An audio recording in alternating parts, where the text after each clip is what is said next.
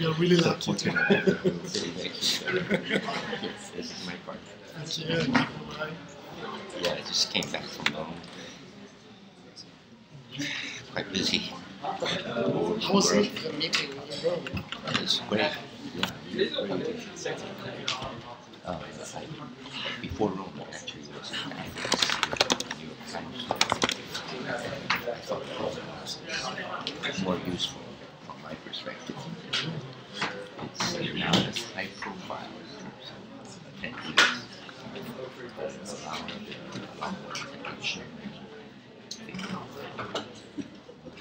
Creative, expressed. I was not there, but one of my colleagues was representing some of our campaigns, and I know that it was really interesting. Yeah, from the point of view of the attendees, the discussions. Yeah, it's quite really interesting proposal for yours. That you could get a later. Yeah. Sure, I'll let you know what you have sent code beyond this is without corruption. Hello，大家好，这一场是民主的新想象，所以确定一下你并没有走错房间。对，然后我们的活动会在5分钟之后开始。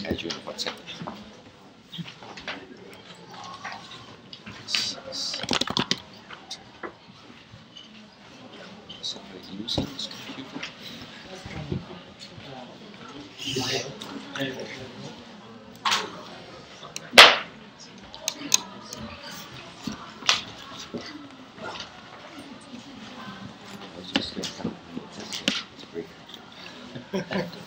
这边有翻译组的朋友吗？哦，对，你们要不要瞧一下？因为我们的第3位讲者也是我们的翻译组，所以不知道为什么排到他现在要翻译，所以给我们一点时间调换一下。OK， 可以。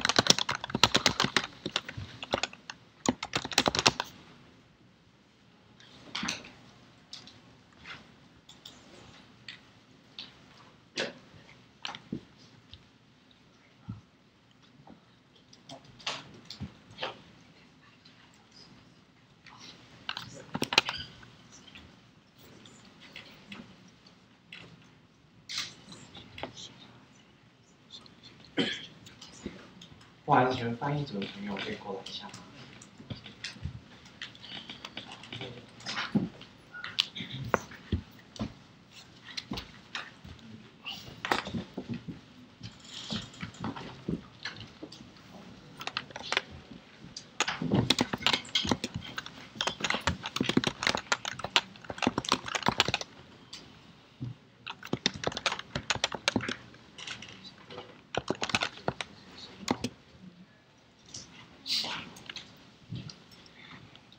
？If you want to use our interpretation service, you can go to our website. Go to this agenda area, and they will provide a simultaneous interpretation service. So, okay.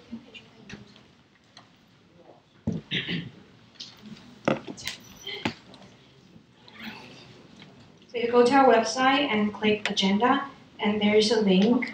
It's called simultaneous interpretation, and if you press it, we provide a Chinese to English interpretation service. So you have to press R3 for this speech. This one.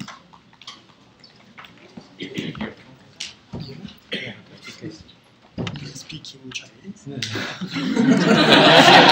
I'm very surprised. I would love to, but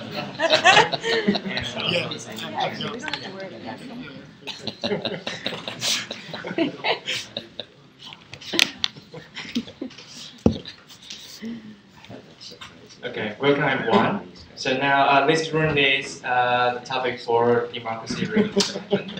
So please make sure you are in the right room. Okay, I'm Jason, the moderator for today, and it's quite full now. So if I can kindly ask you to just move a little bit inside, because I believe there will be more people coming after we started. Yeah, and everyone just be comfy. You can sit just on the floor or share a chair with someone else. I don't know. Try everything you could. Okay, so I'll speak in Chinese, if that is not a problem, because we have more local participants here in this room. Okay. 欢迎大家来到这边。然后如果你还没有找到位置，或是你走错房间的话，现在是你最后的机会可以走出去了。好，这一场活动很特别，因为有来自3个地方用数位工具的实践民主的一个案例。好，从台大到韩国到即将举行选举的巴西。那我们今天会从巴西的案例开始。巴西这个案例对大家来说会非常非常有感觉，是因为大家最近应该都很有感受关于收集签名这件事情，然后怎么样收集签名，这些签名怎么样送到某个地方去让它成案，这些过程在台湾过去整整1-2个月是个很重要，而且至今没有办法被详细讨论跟解决的问题，看起来是这样吧。好，但是他们做到了，那他们用什么样的方式让收集签名这件事情环保、省时，然后又没有争议？那从收集签名这件事情开始，怎么样让他们的 App 接下来变成更多实践民主的一个工具，以及明天他们就要总统大选了，他等一下会说一些关于明天的选举的事情。所以你有任何关于收集签名的问题，或是对于巴西的选举的问题等等，在 Q&A 的时间都可以问我们的这位讲者。Yeah, that's good. 好，那我们掌声欢迎我们第一位讲者 Marco。Thank you very much. Thank you very much for having me. Thank you, GovZero, to accept our proposal to talking about more about Mudamos, what we are doing in Brazil to improve our young and little weak democracy. So today I'm talking about Mudamos, but firstly I want to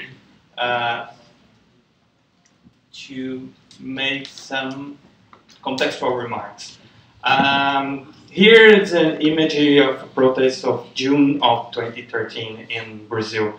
June 2013 for us was important because it was the first time we had a connection between social media movements and discussions and street protests. So the social media discussions potentialize the street protest movements like we saw in many other parts of the world, like in Arab Spring, Occupy Our Streets, and so. And especially these protests on June 2013 start claiming to low public transportation fees. But after that, after some days of protest, it turns diverse, and we could different claims about, including claims for political reforms in Brazil. So after that year, we had elections. And 2014 elections was very polarized, not as much as we have polarization nowadays in these elections this year. But yes, it started to become very polarized political environment in Brazil. And as we had in June 2013, Brazilian election of 2014 had the use of or support of social media and mobilizations, online and offline organizations to influence that election. The question of 2014 elections is that it was won by Dilma Rousseff of Labour Party, but for only 2% ahead the loser candidate Aécio Neves. And Aécio Neves, after that election, started to treat electoral institutions in Brazil, saying that election was a fraud. And obviously, once he threatened the electoral institutions, many supporters start to use social media and online channels to spread that message that election was a fraud. And as well, we had also political actors and political movements starting to claim the Dilma Rousseff impeachment. And we had in 2016 the impeachment of our elected president Dilma Rousseff. So I'm saying this because after Dilma Rousseff impeached, there was a promise to rebuild political institution trust. So they are stating the new government are stating they need to rebuild Brazil and rebuild the trust on political institutions to improve our democracy. But what happened? It was totally the opposite. Michel Temer, the president, was accused to be involved in many corruption cases, including with photo and videos of advisor of him gathering a bag full of money, and people start to become angry with those situations. And what was worse is not only the presidency was affected by this lack of trust in political institutions. So we have our judicial system accused to be biased on left-wing political actors' judgments, and the Congress, of course, was accused to be all involved to support that case of corruption of our president. So this polarization in Brazil obviously generates a deepened lack of trust in not only in political institutions but all the institutions in Brazil. If we look for this, the trust barometer global report, and we say we look for the Brazilian position on that. We are figuring as one of the 6 countries with extreme trust losses. And so when we look about that and think about the consequences of polarization and political polarization, we need to think, how can we rebuild political trust once politics needs so much of institution to be supported, and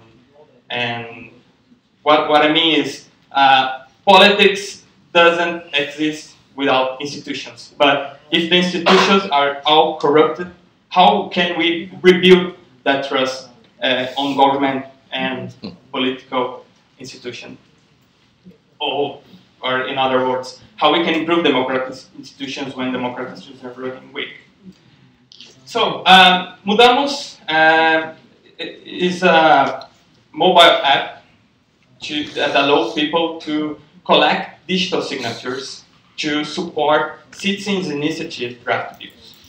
And when we started to think how we should build that mobile app to make the digital signature, the signature collection easier, we start to think not only to get it on a digital platform, but also creating a system of trust that could be trustless trust. It means it doesn't depend to one central or one centralized institution to to make it reliable. So when we were designing the technical structure of Mudamos, we had it in mind. So before I go forward, in Brazil we have a civil right. People can present citizens' initiative draft bills to any state level with gathering a minimum amount of signatures. But in Brazil, for the national level, we need 1.5 million signatures. That before Mudamos, it should be made on paper and distributed for at least 5 different states in Brazil. So since this right was created, or since our constitution established this right in 1988, only 5 laws was presented in that way. So it's almost a right created for our new or last constitution, but it not could be effective. It doesn't have effectiveness, or it was almost impossible to regular people do those campaigns. So we designed Mudamos to create a digital way to present those draft bills using a digital tool to get the signature gathering easier.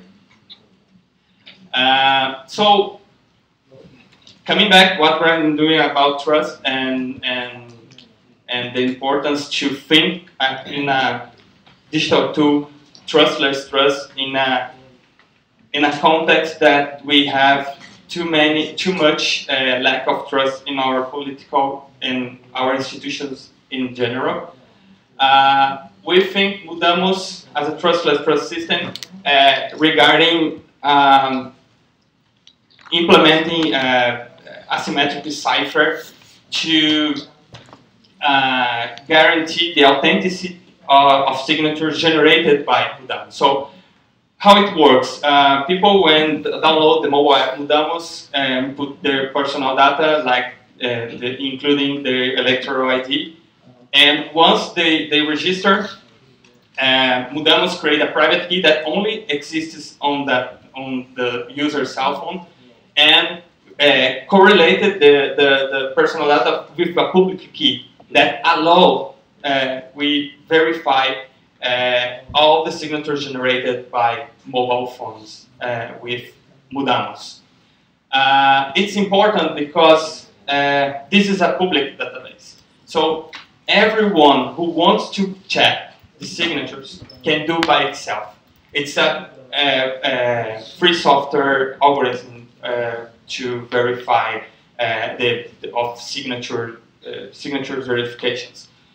So to sign a draft bill, user choose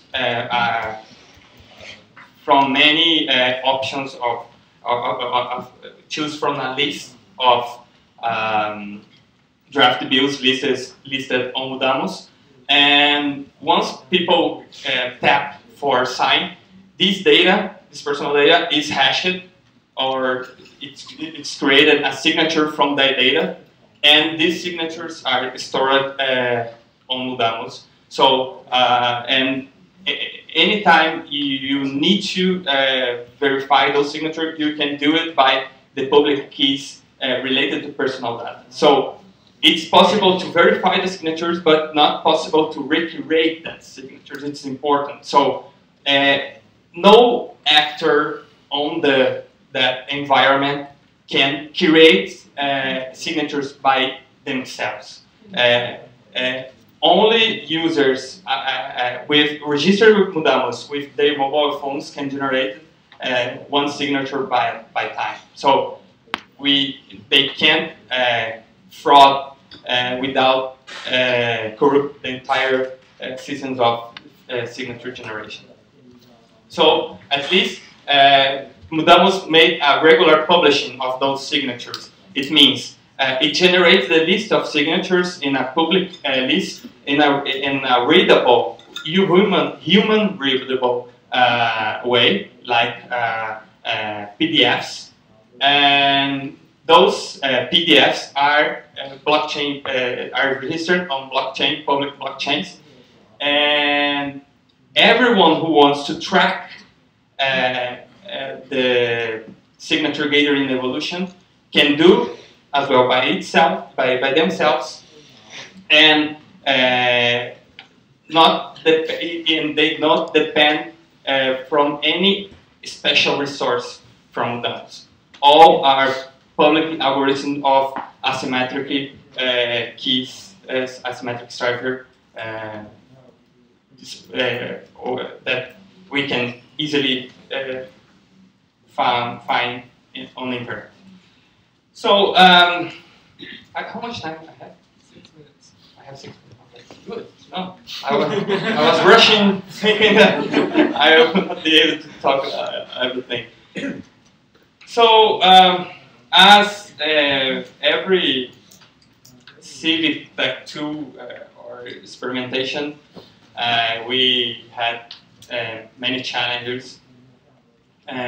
We faced many challenges, and one of them was about the participation literacy. So when we published Mudamos, we had a huge search for Mudamos. We already have 700,000 downloads of Mudamos, and we had more than 400,000 signatures collected on the platform. People, once people known about Mudamos, they got excited and aimed to participate immediately, and it got viral on social media networks. And we realized that if we have a lack of trust, we also have a lack of participation in Brazilian democracy. And people want to participate. So once they had a channel to participate, they started to be motivated to do it. But many of them don't know how to participate, and especially when we talk about to create laws most of the time are saw by people like something far from us, that we can't understand how it's really, how it is voted. So people doesn't know how the legislative process goes. So connected to Mudamos, we created this initiative called Virada Legislativa. This is a legislative hackathon.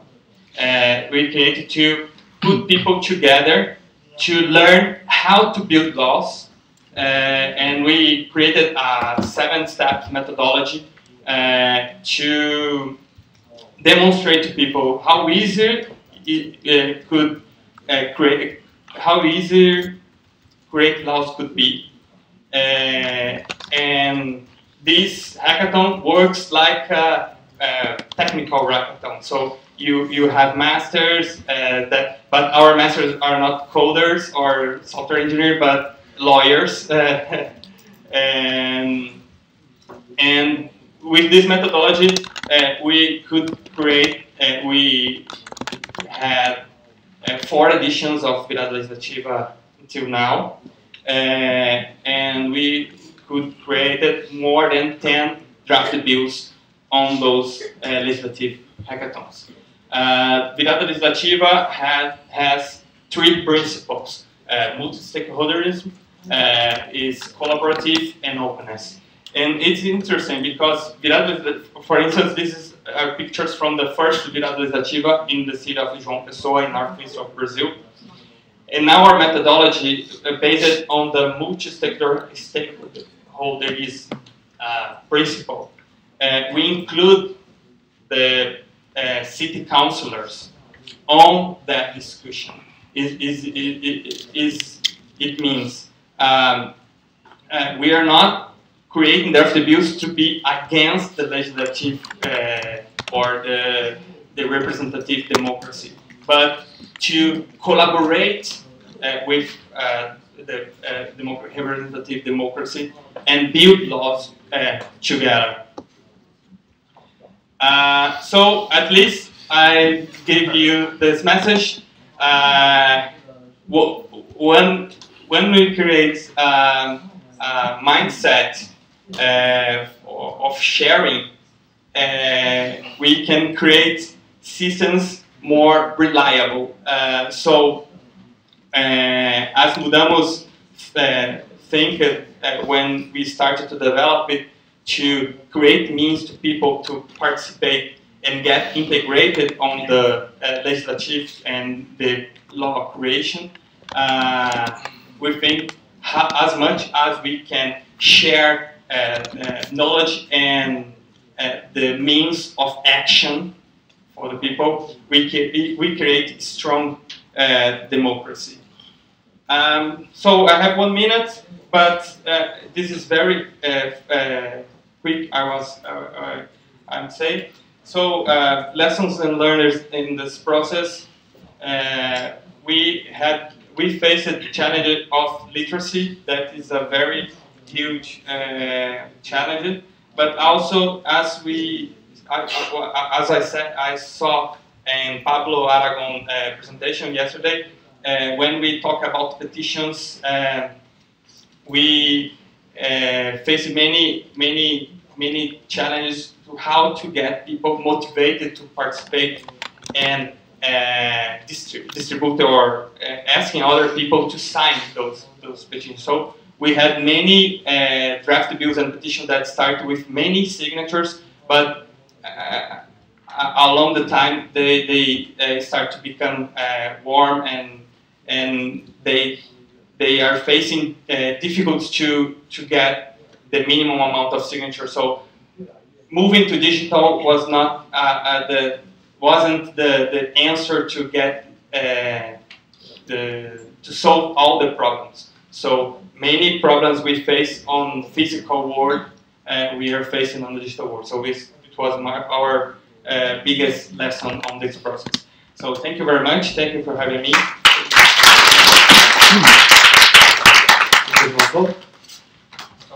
So we will have the Q&A session for the after 3 panelists. Okay. 我相信大家听应该都很有感觉。过去1个月有人有签名过的吗？有参与过各种签署案？有的请举手。好，所以这间房间大概有90%的人都曾经签过名。有人上街去帮忙各阵营收集签名吗？也有。好，所以等一下可以问一下他们怎么样降低那样的门槛。然后Marco最后也有提到，其实在实体世界遇到的问题，在数位的工具上面也会遇到。那到底 blockchain 或是这些新的技术，到底实质上面解决了什么样子的问题 ？literacy 的问题没有办法被解决。等一下 Q&A session 的时候，大家可以尽量发问。接下来我们要欢迎的是我们的 GJ Kim， 先掌声给他。他带来的是 Pocket 这个 project， 然后他们的 developer 也有过来，所以等一下不管是技术上面还是他们的实质上面的问题都可以问。好 ，So now。大家好，我叫金子珍，很高兴见到你们。Okay, that's it. So, my name is GJ Kim, and I'm so happy to see everyone here. And I'm in charge of communication and empathy, and I'd like to talk about a little bit about us. And by the way, all the Chinese I just Google translated, so it won't be entirely accurate, but I hope it helps just a little bit understanding about for you. Yeah, and empathy, we share our knowledge with people to create a more democratic world. So we are doing this like making guides, for example, how to open petitions and campaigns and through our platforms. Also, some organizations want to have better democratic communication and how to do that.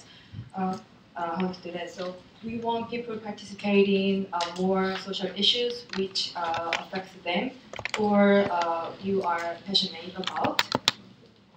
So we hope make this really like fun, like a party, or like our name. And everything we create, including the open source, the technical wise, and our knowledge will be open sourced. Now it's already open sourced. And we are now based in Seoul, but we're working remotely in Korea and Japan. And we plan to expand to the UK next year. So if you guys have anything with us, then yeah, just don't hesitate to contact me. And yeah, so we are mainly writers, engineers, and planners. And they look so happy because this workshop was just really just finished sooner than we expected. So we can So is anyone interested in Korea? Yeah, okay, cool. So, thank you. So let me talk about a little bit events about recent Korean issues. Does anyone recognize this guy? Oh yeah, thank you. Yeah, he's a member of BTS, a Korean, very famous K-pop group. and they just made a remarkable speech on self-loving campaign at the UN Assembly. And the speech mainly about the self-believing, instill self-believing in young people. And another recent issue is about just inter-Korean summit just to finish really peacefully. And we started a really good dialogue between two Koreas. And since it's going well with U.S. and North Korea, it's a really like lovely good in between. So before this blossoming peace and love, things were actually going backwards and going a little bit against the democracy. Party was founded at the end of 2015, just before the scandal involving previous President Park Geun-hye. It was revealed. Just briefly introduction about the scandal. Her acquaintance didn't have any official position in the government, but used her position because she's close to the President Park Geun-hye. So approached to the several conglomerates and seek for the money to her own sake. Yeah, own sake. So and also Park's presidential ratings are already declining anyway because of the lack of her response to several ferry sinking accidents. And the accident was occurred on 16th of April in 2014. So in total, because of her, 16 citizens were gathered just onto the street, to join the protest to remove her as president. It's a little bit similar, like I feel like faced Brazilian issue to Korea. And yeah, so at the time, even those just everyday people who don't have a big interest in politics also just came out, and the protest was like a festival. Like there were concerts and really all creative flags and posters just hanging around. And yeah, this guy in the main picture, he's my husband from the UK, and he said he could hardly imagine this such a peaceful and entertaining protest in the UK, and I accidentally met my uni friends over there. So in November, some of the previous party members suggested to establish a project party. Like it's not an official and traditional party, but they gather people together until their agenda resolved and then dismissed. So, because they think it doesn't have to be a traditional way to restore democracy and seek for a new way of engaging in politics. So yeah, let me just introduce one of their activities. It's a mapping for some people who couldn't be in the main demonstrate area in Seoul. So the photo were taken by people who want to show they also support to the protest also. So it's taken almost every in the world, Poland, Thailand, some Southern America, the US, so something like that. And so for last couple of years, it seems people have experienced that politics could be accessible and it can be fun. Also, digitally engagement also has its own meaning. So we learned two things. One, politics couldn't be exclusive for traditional parties or career politician. And second is technically the 21st century is an era of democracy. But if we don't use our democratic rights enough, or just neglect neglects to give all undivided attention to the executive or representative democracy, then we might take a risk going backwards. So the political leader has been changed successfully, and like I introduced Inter-Korean Summit also that happens. However, people still have a question. Okay, the leader has been changed, but what about my life? So Patti want to help people fill out the answer. So I'd like to move on our main hashtags on our way of democracy. So let me introduce Singh, and he's one of Patti members and also Zero Waste Gig. So just brief introduction is Zero Waste is mainly they don't want to waste going to the almost nothing going to the land. So basically, in the bigger scale, they want fewer materials to recycle in the first place. So it's not just only they not use any materials, but they're changing fundamentally. And I've known him since 2017, and we were at a cafe, and just he all of a sudden took a picture, so maybe selfie. I thought maybe selfie with his coffee, but it wasn't. He took a photo of the plastic straw he had to use.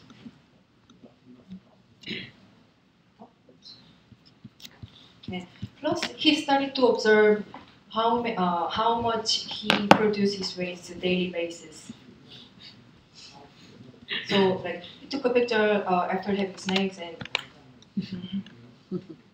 so, but he didn't do that by alone. Also, just met like-minded people at one of our platforms. Name is Patti XYG for democratic communication for teams, especially. And they also had a challenge for no waste for 7 days. So the picture, they couldn't use the plastic bags, so using the fabric bags for shopping. Yeah, for shopping, and seems their life become plastic free. And as Korea also aware of the plastic waste, I think Taiwan also other countries also have had similar movement like this. So the community, including him, just didn't stop by changing their habits, and they think about they need solidarity in order to changing the fundamental issue. So they studied the research on how much plastics usage in domestically. So just search it, 28 major franchise coffee shops in Korea. And at the time when they started the research, it was so red hot in summer. So everyone just found iced coffee and takeouts, and also I was the same. And the research found out that only 10% of coffee shops just asking their customers whether they are going to have reusable cups, but only 10%. But imagine beforehand, if they ask about whether they are going to have reusable cups, then how much plastic cups would have saved. So their action were getting to touch the fundamental issues. And they wanted to claim all the coffee shops to reduce plastic usage, but also they want to engage more people who are also environmentally aware of that, but didn't know how to do that, and while they have to go to school and work. The engagement was quite amazing and terrific. They just wanted to collect 1,000 people, and it just happened within a week. And yeah, this petition was going like this. So like, let's say I want to claim something to Starbucks, then I write about to just don't do this something, then the message will be directly to Starbucks, and maybe let's say maybe half of the 1,000 people did, then how many emails they will get. So surprisingly, Starbucks also gave an answer. They are not going to use the plastic in their shops. Also, they will initiate green policy.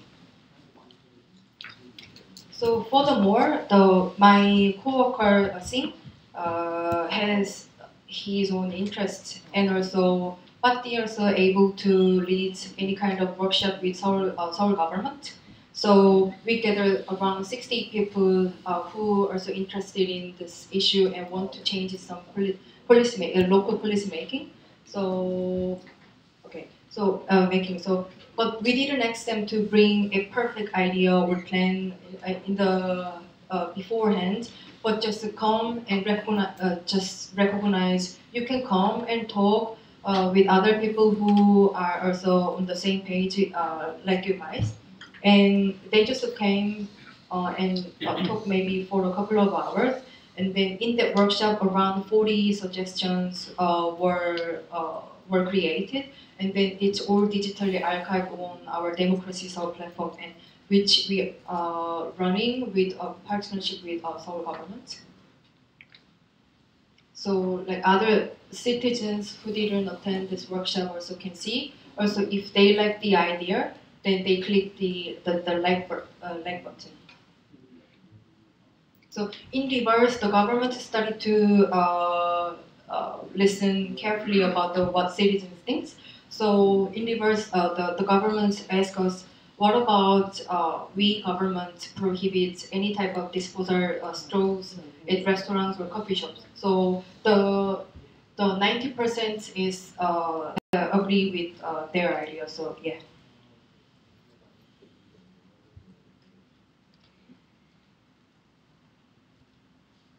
So when he started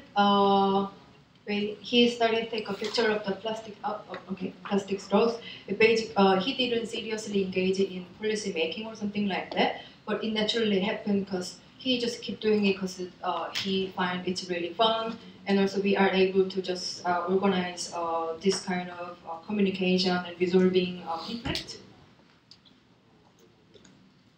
Yeah, so he is the mayor of Seoul. So if 5,000 people agree on some issue, then he will give a public speech about like whether he gonna accept or he cannot make it. Or yeah.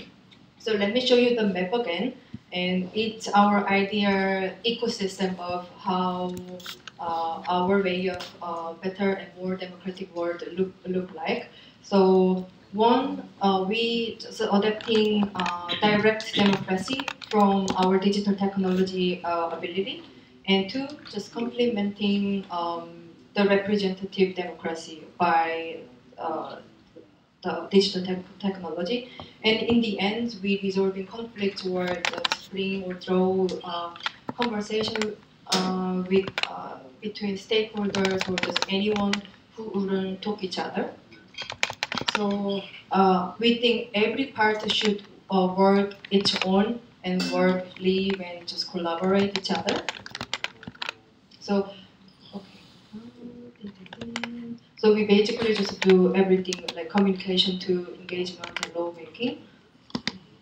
And these are our 4 secret keys of from the toolkits. And the use toolkit just suit for your best. But we also have 4 platforms, and yeah, just I'd like to show a little bit. And all platforms are technical-wise open sourced, and also we can now first version of our open know-how will be released at the end of October. So just check it out. We gave you some leaflet, so you can just post it on us, and then just Google Translate it and use it because it's for free. Okay, thank you so much. 谢谢.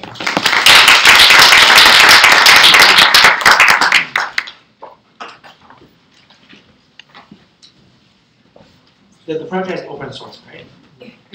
Okay, everything is open source. So there are some important people from important NGOs who go up in the room. So if they are interested in that, can you introduce the developer there? Yeah. So the developer is there. So if you're interested in this tool and working on this project, you can just talk to both of them, right?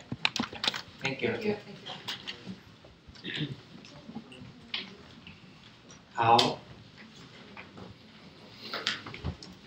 下一位讲者刚从那边走出来，所以要给他一点时间。是我们非常优秀的台大的学生。好，我们刚刚都看到巴西跟韩国的案例了，创造一些新的工具跟降低很多门槛，然后让民主这件事情变得更有趣、更好玩，但是也产生了一些新的问题。那在台湾，如果要让民主的过程变得更有趣，然后用一些新的工具，会付出什么样子的代价呢？这一位讲者就可以告诉大家，到底在台湾做这件事会有什么样的代价。刚刚稍微问了他一下，也就是他们在学校里面办了选举之后，他们就被告了。细节的部分，等一下来听他说。那我们掌声欢迎我们的博任。Hey everyone, and I'm Ren. 大家好，我是江博仁。那这个 talk 我待会会用英文讲，但是就是这个东西到时候在 speaker deck 会有就是中文的，就是类似的简报翻译，所以到时候就是结束大家可以参考。Okay, so I'm going to perform my talk today in English, and today I'm going to talk about the electoral process in NTU. Basically, so I'm Ren, or you can call me RS. I'm currently a senior law undergrad in NTU, and I also do like election and recall executive committee, and I founded the open source community in NTU. So if you do have like interest in open source, then please feel free to like just come and talk to me. Yeah. So we're talking about election. This photo is actually taken in my in my freshman year when I first came into NTU. This is a bookmark I received for like casting a vote.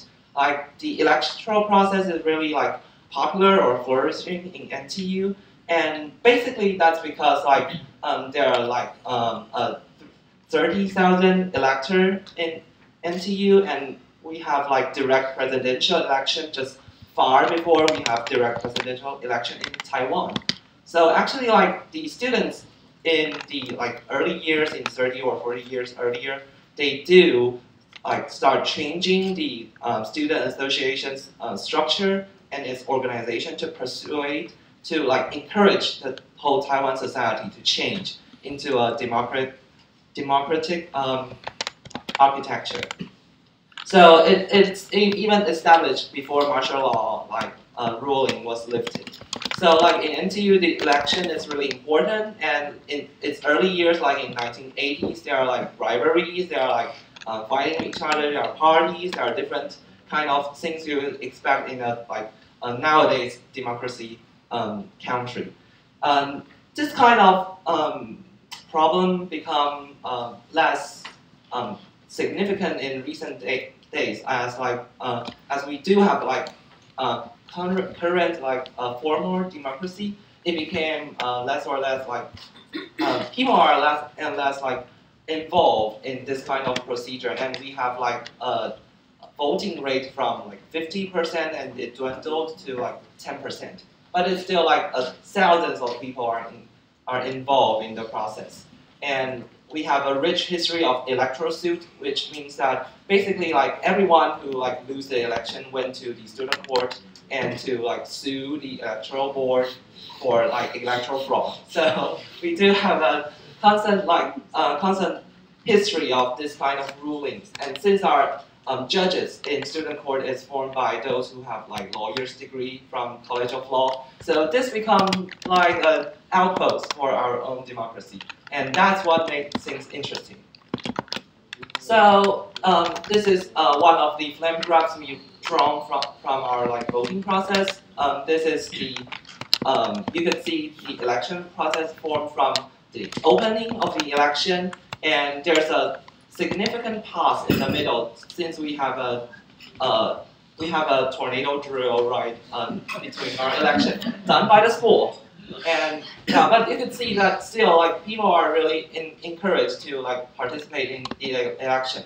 It is colored by different voting stations, and this is colored by college. You could see from the color that differentiates from the college. Like the purple ones are the College of Law, the College of Science. The yellow ones are like the College of Agriculture, and like the least significant ones are like biology and computer science and electrical engineering. They are like the minors, but still, this is the like overall voting statistics for our electoral vote.